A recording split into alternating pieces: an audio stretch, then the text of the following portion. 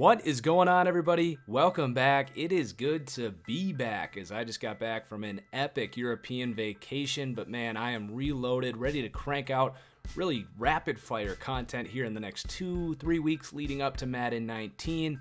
Obviously a bunch of stuff when the game comes out, and then I'm excited for a great season here as the NFL kicks off in 52 days? So really excited for this season. Here in this video, we've got the reveal of the Ravens here coming in at number 16 in my power rankings. We are officially halfway done with these rankings videos. As far as the Ravens are concerned, I think I've got a pretty optimistic outlook of this team. There might be some out there that are a little higher, but I think I'm higher than the majority. NFL Network does have them all the way up at 12th, but ESPN down at 22. You know, I think it's really important not to lose sight. Just because this team was maybe a little boring last year, people are getting tired of Joe Flacco and this team getting injured all the time. It's important not to lose sight that this was a dominant defense last season, returning pretty much everybody and some. And this team did actually win 9 games and was a tiebreaker away from making the playoffs last year in an AFC that who knows what could have happened if they got in. So we're going to talk about the schedule and my predictions and expectations for this team at the end of the video. But first, we're going to break this thing down positionally, rank them by position, talk about some strengths and weaknesses, and maybe some under-the-radar players to keep an eye on. So let's start with the quarterback position, Joe Flacco. Now, I definitely don't tend to be very optimistic when it comes to Joe Flacco, and I still don't think very highly of him. You know, I don't think he's really elevating the play of anyone on this team. I don't think he's elite, but you put the right pieces around him and you can execute a game plan. Now, I will say the drafting of Lamar Jackson, in theory, should really light a fire under Joe Flacco. Have him pay a little more attention to detail, maybe get rid of the ball a little more quickly, come in a little more prepared. Could elevate his play along with some new weapons here, hopefully a healthy offensive line. Maybe we can see top 16 quarterback play or so, but for now, they rank 24th, and if you couldn't tell by how I'm talking, I do think it is going to be Joe Flacco for the course of this season. As long as the team is competitive, I think it's going to be Joe Flacco. If they start losing a bunch of games, then yeah, they probably go to Lamar Jackson, but I think the best bet here is going to be that Joe Flacco finishes the season, and then maybe after a season, barring this team making a Super Bowl run, they do the Chiefs thing. Ship off Joe Flacco, assuming the cap space and the guaranteed money there is reasonable, and then go to Lamar Jackson in the future. So let's move on and talk about Lamar Jackson, which is what you guys are waiting for here. Now, I tend to lean on the side of Lamar Jackson is underrated, and I am just waiting for the I told you so moment. Back in, I think, late March, I did my what I would do mock draft, and I actually, with the Tampa Bay Bucks, traded up into the top 10 to draft Lamar Jackson and move on from Jameis Winston.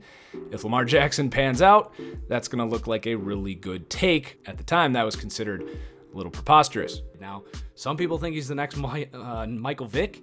Some people think he's going to be a bust. Again, I think he's a little underrated. I think he's going to be a really good NFL quarterback. Now, I do think the concerns about his accuracy and his upside as an elite passing quarterback, there's definitely some reasons to be concerned there. You know, the people that think he's going to be Michael Vick, I disagree. I retweeted or quoted a tweet from NFL with their 38, 50-plus yard touchdown plays of Michael Vick's career, and you can just tell Michael Vick had a much better arm driving the ball downfield, utilizing the entire field in the passing game, something you just don't see from Lamar Jackson in college, and physically I don't think he's going to have that. Could also say the same thing if you're trying to compare him to Russell Wilson, who has a cannon moving the ball downfield with those big plays. So while I think that could limit him in terms of becoming a top 5, absolute elite quarterback, there's ways to use Lamar Jackson that can make him a very effective NFL quarterback. Look at like what the Vikings did with Case Keenum and the play action, short to intermediate passing game. And then obviously the things you can do with his mobility, read options, again, the play action, a big factor there. You can have some really high-level quarterback play with a refined Lamar Jackson, and I like that he is going to sit here because it's going to help develop some of those weaknesses we already talked about in terms of commanding the ball around the field as a passer. So for this season, they come in tied for 24th, but I did like the Lamar Jackson pick quite a bit. You know, the whole Joe Flacco thing, it's starting to burn out here in Baltimore, and the clock is ticking, and Lamar Jackson is the future here. I do believe that. So then moving on to running back, they do come in tied for 23rd, which might be considered low here. You know, I like Alex Collins, but I have my reservations. Definitely an explosive guy last year. Really quick feet for a big guy. Made me think of a young Eddie Lacy, or even at times you could say like Marshawn Lynch, just big guys known for really quick feet. So I think more likely than not, he's going to come back and show that yet again. But there's also parts of him that, you know, give me a little PTSD about, like Thomas Rawls, Fat Rob Kelly, bigger power backs with a lower physical profile that kind of came out of nowhere. You know, especially when we talk about Thomas Rawls, because him and Collins were basically acquired the same time and investment amount for the Seahawks, looking for the same type of player there. So you never know. Maybe he takes a little bit too much of a beating as a power back, loses a quarter of a step, which can be the difference between making a guy miss a game of inches, right? A difference between a 1 yard gain and a 15 to 20 yard gain. So I think Alex Collins is going to be pretty solid. I actually like him for fantasy. I think he ends up around the 1,000-yard mark. Should be the goal line guy as well. But I am a little nervous just about his physical profile and the way Kenneth Dixon is just breathing down his neck. And I think the second the Ravens see that opportunity to give more and more workload to Kenneth Dixon, who I think could be the higher upside guy here, there's just certainly a chance that Collins straight up loses his job. The Ravens have virtually nothing invested in Collins. And then you've also got Javorius Allen here, who offers quite a bit in the receiving game. Don't think he's really a threat to become the starter here. The other thing about Dixon, by the way, is that he is probably a better receiver than Alex Collins. So important in the modern NFL to have receiving skills as a running back. So last thing I'll say about the running backs before we move on is that in my heart of hearts, I do not believe that the starting running back of the Baltimore Ravens in 2020 is currently on this roster. Just think these guys are going to sizzle out over time. This team doesn't really have anything invested in these guys. While they might produce this year, I don't think they're going to really re-up and give these guys new contracts down the road. So let's move on to the receivers here. This is a completely rebranded unit. This was arguably the worst receiving core in the NFL last year. Injuries certainly did not help. But the big point I have with this receiving core, and I don't like these guys individually. I've always been very down on John Brown, even when he can stay healthy. Michael Crabtree's fine as like a possession, red zone threat. And then Willie Snead just never really took that next step as a slot guy in New Orleans. But you got the deep threat, the red zone guy, and the slot receiver. The one thing I like here is they're recognizing, okay, we're not going to have a versatile number one receiver who can do multiple roles, but we can find guys who, yeah, they might not be the best players, but they have one specific skill set that they do very well. We've got a quarterback in Joe Flacco that doesn't necessarily elevate the guys around him, but they should be able to orchestrate a pretty nice scheme here if they can stay healthy, where these guys just have one specific role, which you look at a team like New England and the way their offense exists, that's kind of the way they operate. They find very specific skill sets and let it roll. And then you throw in these new tight ends, Hayden Hurst, Mark Andrews, super athletic guys who block, which I really like. They'll be able to move these guys around. I like Hurst a little more than Andrews, but I didn't have a huge gap between these guys. So not to mention Joe Flacco really likes his tight ends. So offensively, this should be an improvement. I do have them coming in for 21st offensively, which is a big improvement from last year. These receivers are a big part of that. They do have some depth at tight end. Max Williams, Nick Boyle, worth mentioning. Down the road, you got Darren Waller is suspended, I believe, for the year, but maybe in 2019 we're talking about him. And then the depth at receiver, I'm really not a fan of. There's a bunch of guys here, Chris Moore, Brashad Perriman, Tim White, I know a lot of Ravens fans like quite a bit.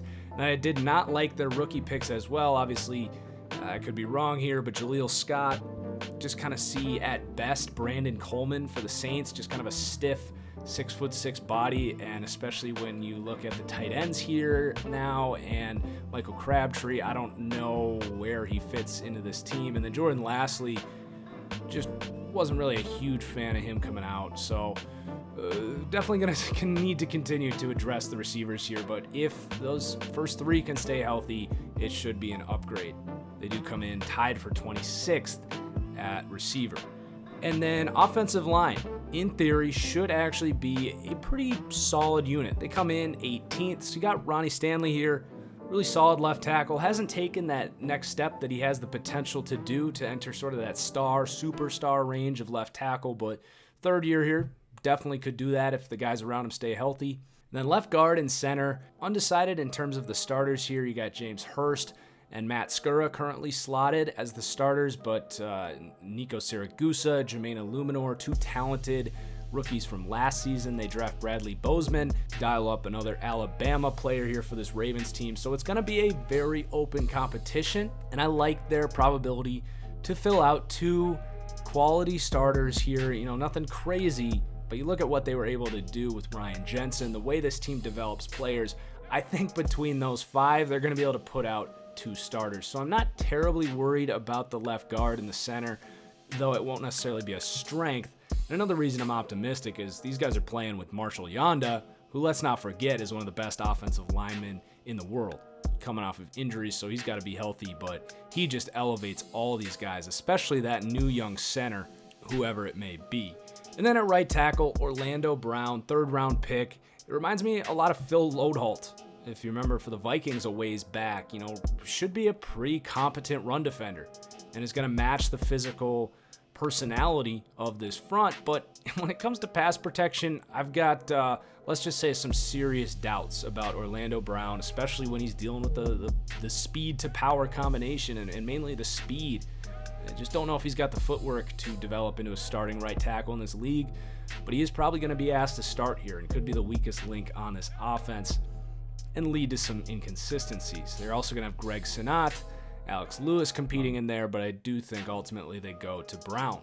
So overall, they come in 21st offensively. They got to stay healthy, but we're going to get to the defense here and talk about how good they are on that side of the ball. This doesn't have to be the Rams from last year for this to be a very competitive football team. They just need to score a few points, which they may or may not have been able to do last year. Anyway, let's move on to the defensive side of the ball, where they rank all the way up at 4th. This was quietly a superior defense last year, and in this power rankings, we break down the front seven by run D, pass rush, and linebacker. So let's start with the run D, because that's really where the style of this team starts, is with the front here and this really deep group of physical, disciplined defensive linemen. Michael Pierce at nose tackle, Brandon Williams, one of the best 3-4, 3 techs, but can also play nose tackle. Then you got Brent Urban, a little underrated. Carl Davis, a player I really liked coming out of Iowa, finally started to show some things last year. You got Willie Henry, Chris Wormley, the Michigan prospects. All 6 of those guys are quality players up front, really setting the tone. And they're all a big reason why this Ravens team can really compete against anyone, because they just control the line of scrimmage on the defensive side of the ball so well. And then while we're talking about run D, you got to mention CJ Mosley, who just elevates everyone in the second level of this defense. And I just released my overrated, underrated video for Madden 19. CJ Mosley ranked 82 overall. Yeah, that's underrated for those that are commenting about that. He is clear-cut one of the 5 or 6 best linebackers in the game.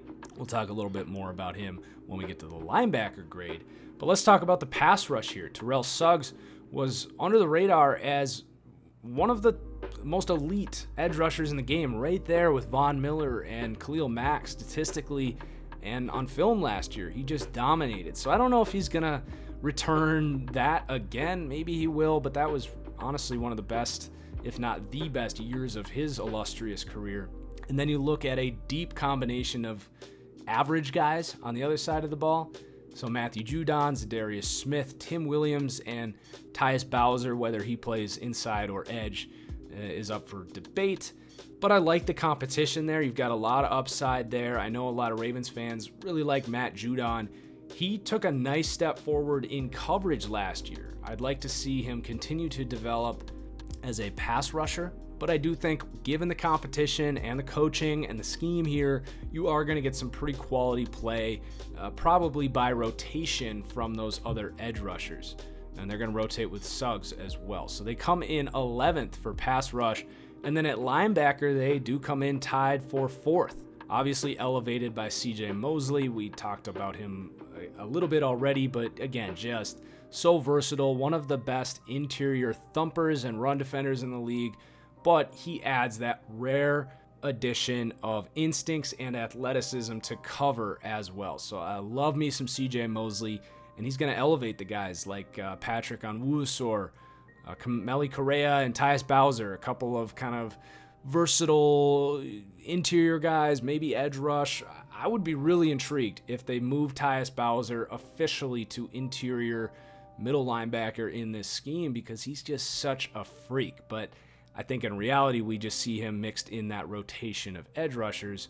They also draft Kenny Young, athletic linebacker out of UCLA. So it's probably going to be some sort of rotation next to CJ Mosley. A lot of Onwuasor on third down as that kind of undersized, almost strong safety type of player. But they come in 4th for linebacker, and that really just centers around CJ Mosley. And then you get to the secondary, where they actually ranked 4th as well for me. And it all starts with the combo of Jimmy Smith and these versatile safeties, Eric Weddle and Tony Jefferson. Not that necessarily the players are versatile, but the combination. Eric Weddle, the center fielder, still playing at the top of his game, and then Tony Jefferson, good, covering deep downfield, but really thrives in the second level of the defense as sort of that true strong safety type. So back to Jimmy Smith. Ravens fans tend to actually think he's a top 5 corner. I'm not going to come out here and spend time ripping on Jimmy Smith. He's a hell of a corner, but I don't know about top 5. He's definitely got that lockdown potential, really solid corner. And then they've got some good guys behind him as well. I expect Marlon Humphrey to take another step forward, show some really nice things as a rookie. And just the fact that he came out of a loaded rookie class, probably the best rookie corner class ever, to be honest. Seems like every corner in that draft class is panning out. But then you've also got Brandon Carr, Maurice Kennedy, Tavon Young, Jalen Hill, all versatile guys that are going to be competing for playing time here. And then they draft Anthony Averett in the 4th round, super athletic, another Alabama corner there. So they're going to be able to put together a really nice secondary here when all is said and done. Who's starting where is still up for debate, but a lot of great players here, a lot of good competition. I think they'll figure it out. And then the depth at safety, it's okay. I like Anthony Levine. He's a good, box safety. They're developing Chuck Clark. They took Deshaun Elliott in the 6th round. Some people liked him. I didn't see a whole lot, to be honest. I think there's some false allure of a Texas safety these days, ever since Earl Thomas. But that's another thing. I think they could use some young talent at safety, but the veteran's really solid there. So a super deep, talented, well-coached, disciplined defense coming in for 4th, and it's definitely the reason I'm optimistic about this Ravens team, as their offense only ranks 21st. And then the coaching culture boosts them up as well. They come in 8th at coaching culture. I've always loved these Harbaugh Ravens teams. They just come out with a physical edge and a discipline to their team. And you know that no matter how many injuries they get, and even if they aren't the most talented roster, they just come out and stay in the game, close games, good defense, just, they can really win any week, which just goes a long way in the NFL. So let's talk about the schedule here and what I'm predicting for this Ravens team. So it's a pretty back and forth schedule. The middle third of this schedule gets pretty tough. You got to go to Carolina, Pittsburgh, at Atlanta, and at Kansas City. So those are going to be kind of the beef here that really ultimately decides if this is a 8-win team or an 11-win team. And I do have their win range at 8 to 10.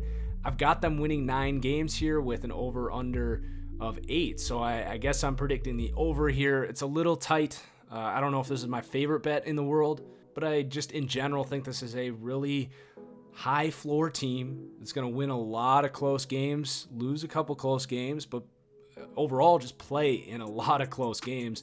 It's the type of team that can win any given week. And for that reason, 9-7, might not make the playoffs, but if they do, maybe Pittsburgh falls off the face of the earth, or they can sneak in as a wild card like they almost did last year.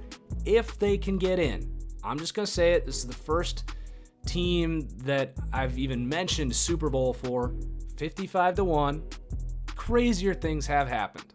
You know, in the AFC, I think there's a chance, especially given their track record of playing New England very tough, which is the boogeyman in the AFC. If you can get past them, you can go to and ultimately win the Super Bowl.